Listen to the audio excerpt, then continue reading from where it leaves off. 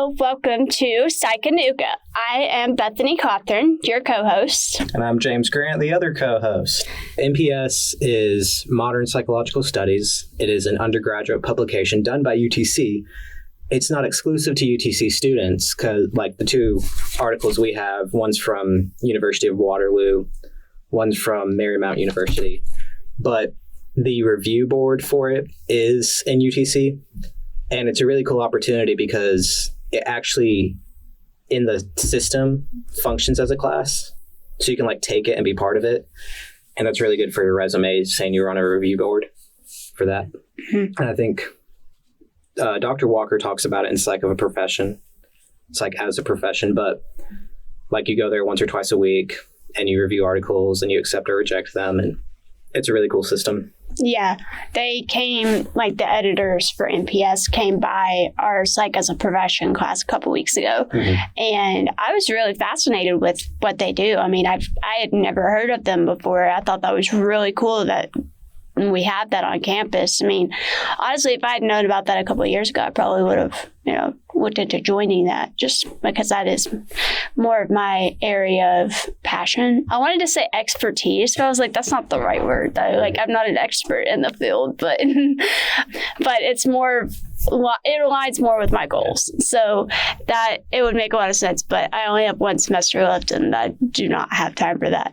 Right. But it definitely seemed like a really neat opportunity, especially for somebody who is for one, interested in research but also like who likes reading and even like writing too, because I think, if you're a good writer, like you can really pinpoint like, oh, well, this needs to be fixed, or this should be in this format when it's not right. It's like you can spot grammar issues better, and you can spot the way you got an act for like how things sound in a written piece. So having that background and knowledge and getting that experience through MPS would be a really cool experience to have, really cool opportunity, and like you said, a good resume builder. So yeah, it's a great opportunity, and I feel like, at least from my conversations, a lot of psych students, they're not scared, but they're kind of standoffish with research, like research methods, like they don't always understand it. And so MPS would be a great way to get more experience with that. Mm-hmm. Yeah, and that was one thing, like in Dr. Arnold's research methods class, like we are in the lab anyways, our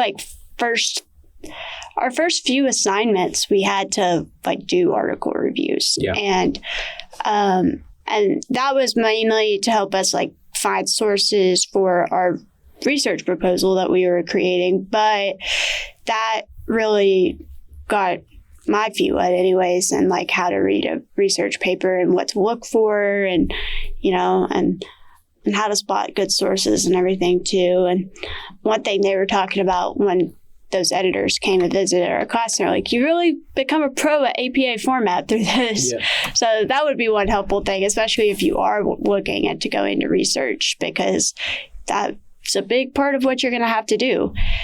Write a lot of research papers. Yeah. So check it out. The two ones that we got here are Media Consumption and Stigma Towards Schizophrenia by Bruno Robinson and Catherine Diaz-Asper. And then the second one is Questioning the Legitimacy of the Attention Deficit Hyperactivity Disorder Construct by Isabel J. Weigel Muhammad. If you're listening and I said your name wrong, I'm so sorry. But these are all from the 2023 volume. 29. Yeah.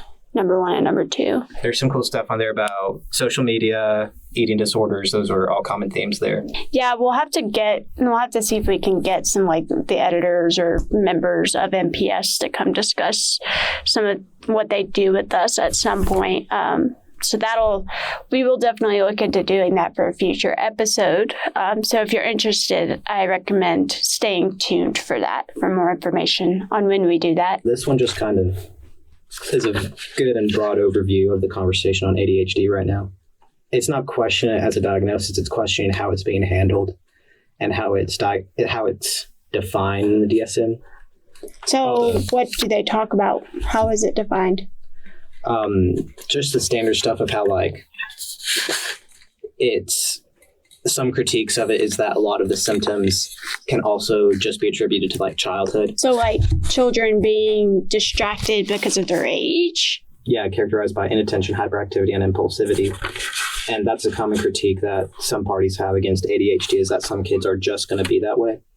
And it doesn't need to be a diagnosis. So basically, it's a contrast between what is ADHD and what is just personality or individual differences. That's part of it. And then it goes into other things, like it has a section on what it calls evolution perspective.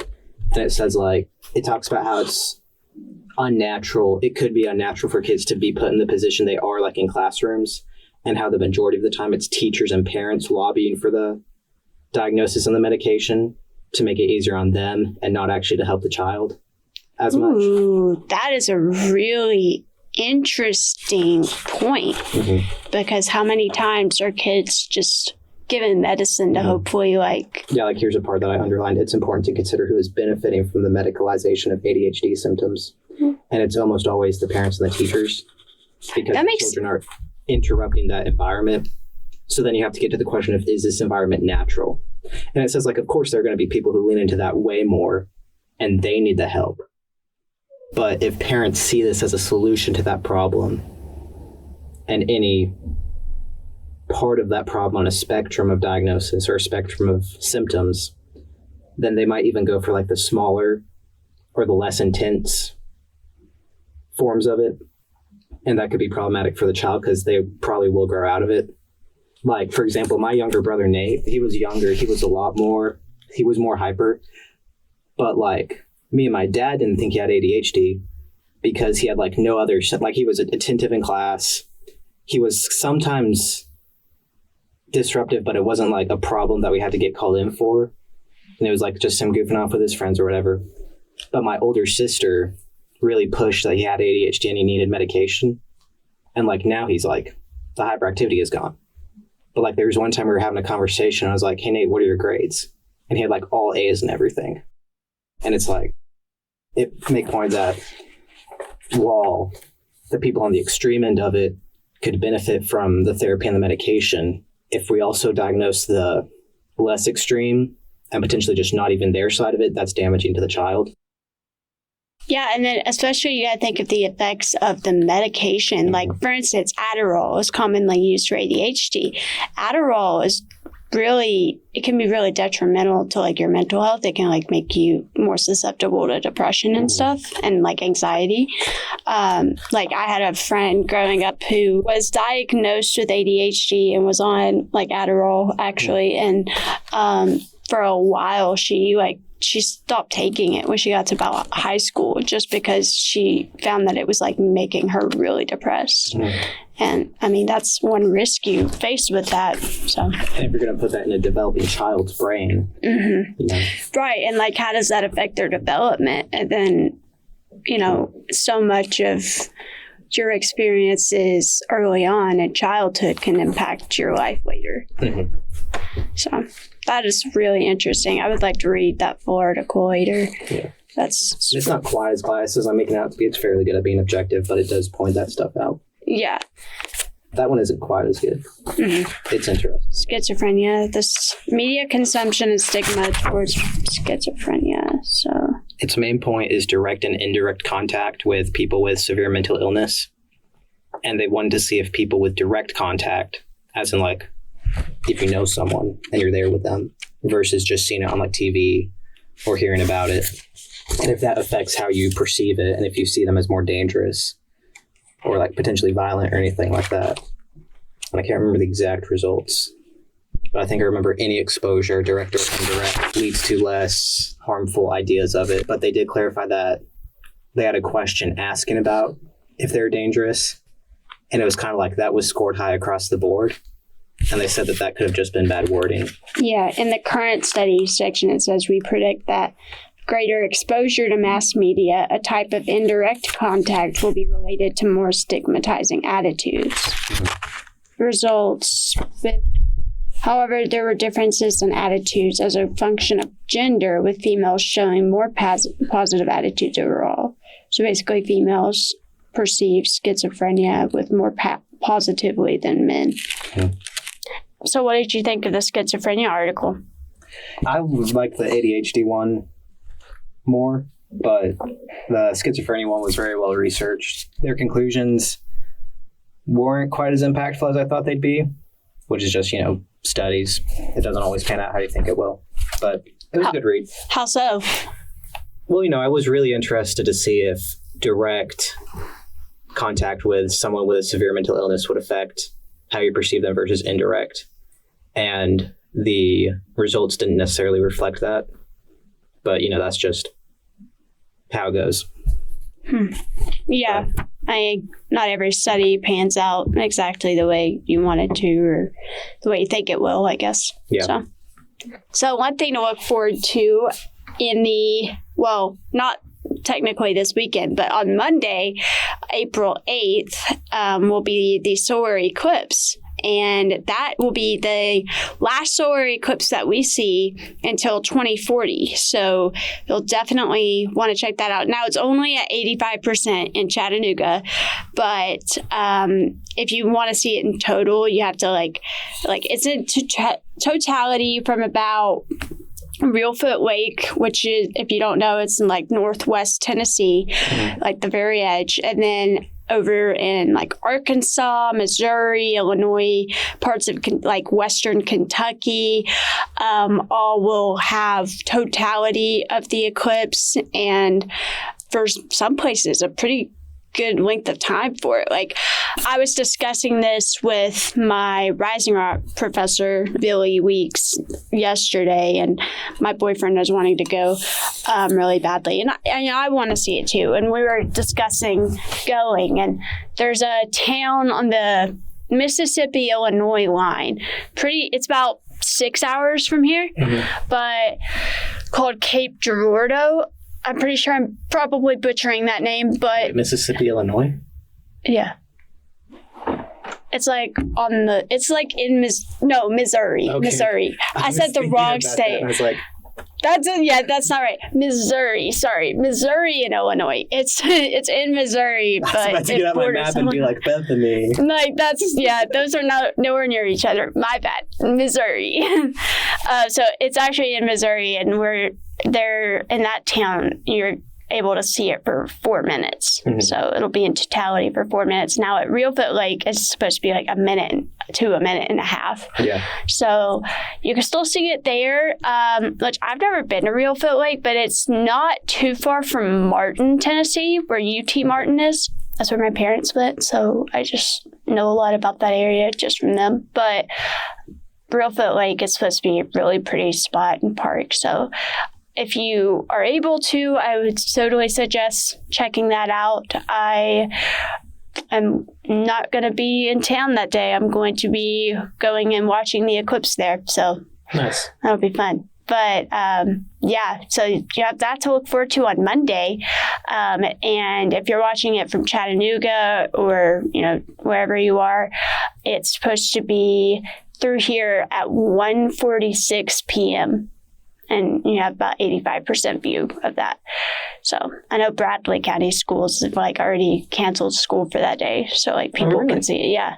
Cool. So, and I know some schools will have watch parties and stuff. I don't know did your school do anything when the last eclipse came through? When it came in 2017? Yeah. Yeah, I was about to say we all went outside with the sunglasses, or not the sunglasses, but those paper ones, and we could look at it.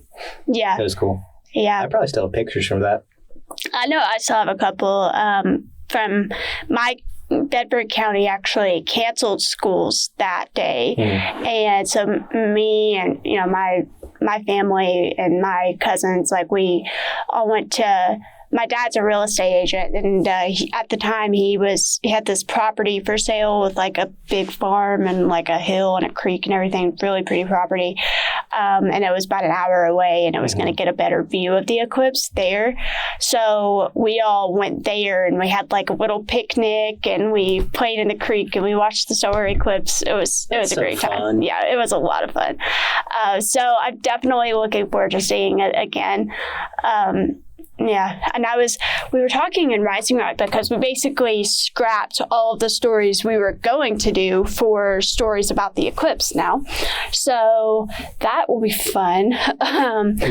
But one of our groups was talking about how they found I think it's the Chattanooga Bakery, who are the main manufacturers of moon pies, which I didn't realize that, but which I knew Chattanooga was where moon pies came from. I didn't know it was from that bakery.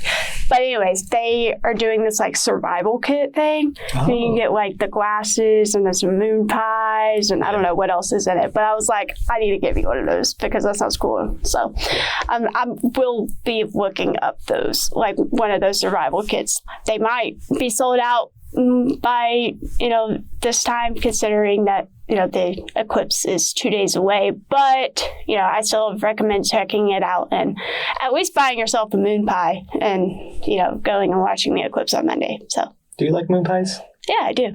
Okay. You don't? Not really.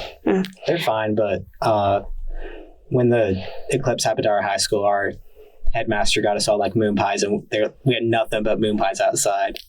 And for some reason, it just was not hitting. Yikes. No one liked them, but they're good. Did they just, what kinds of moon pies do they have? Just the chocolate ones.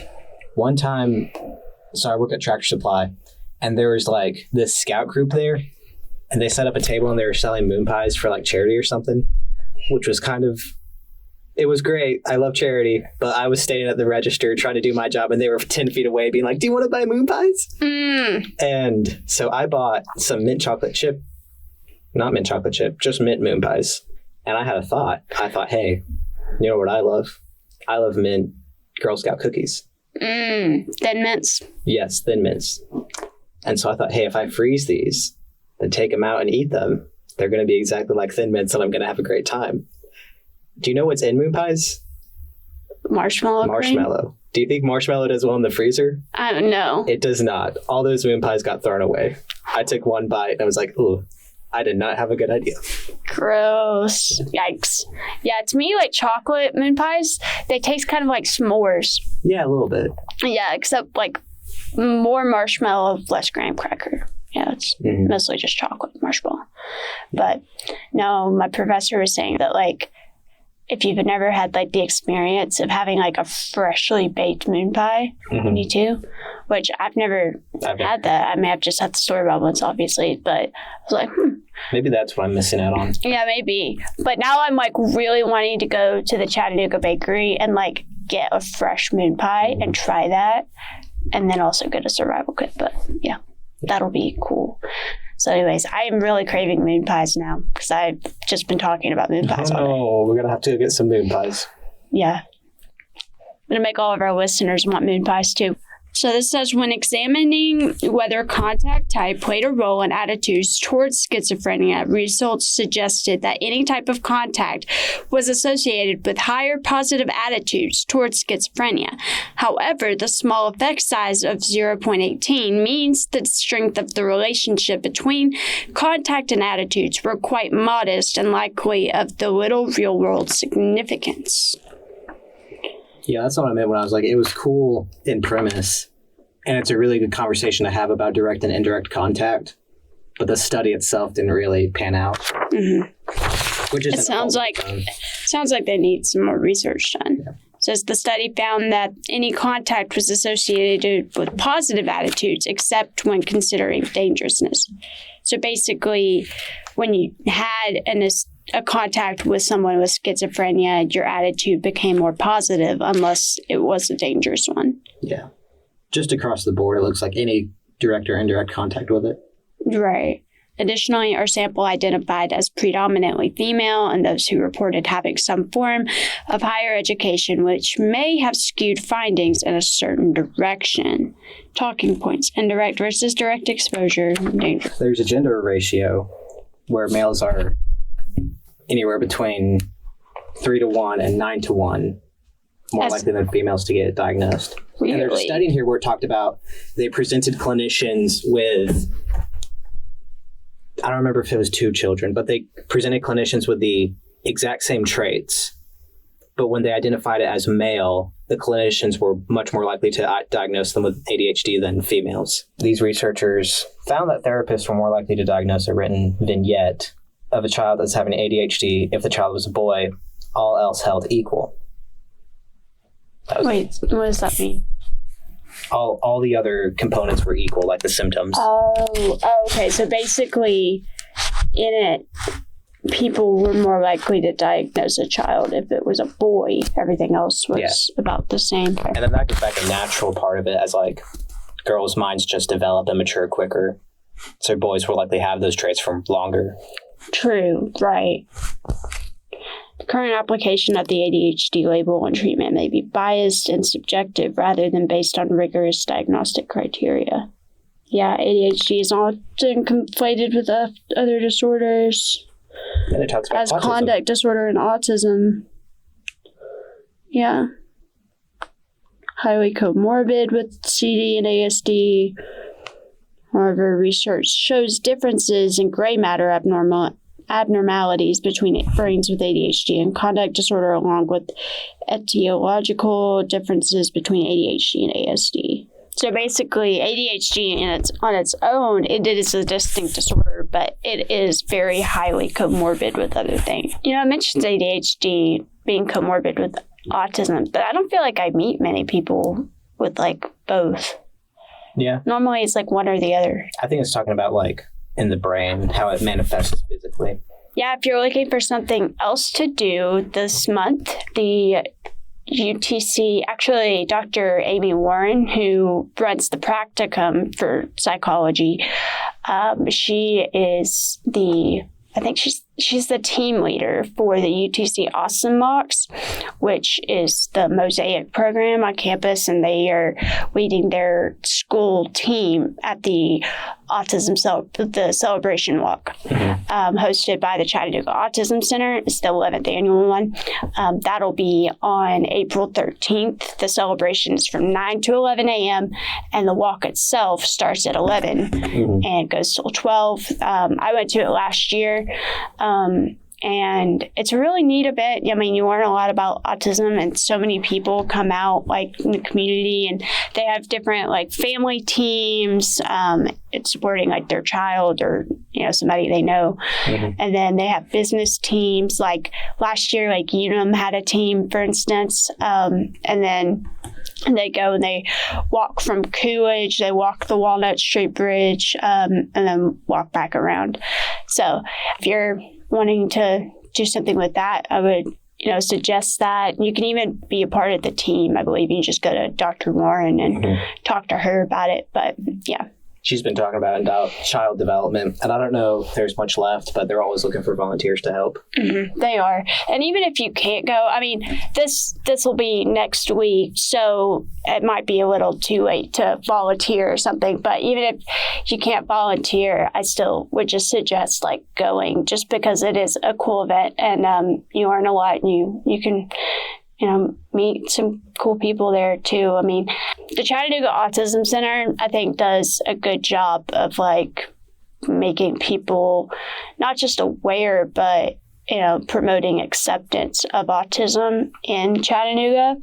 And I think it's really impressive that they have this event, and that it's, this is their 11th time holding it.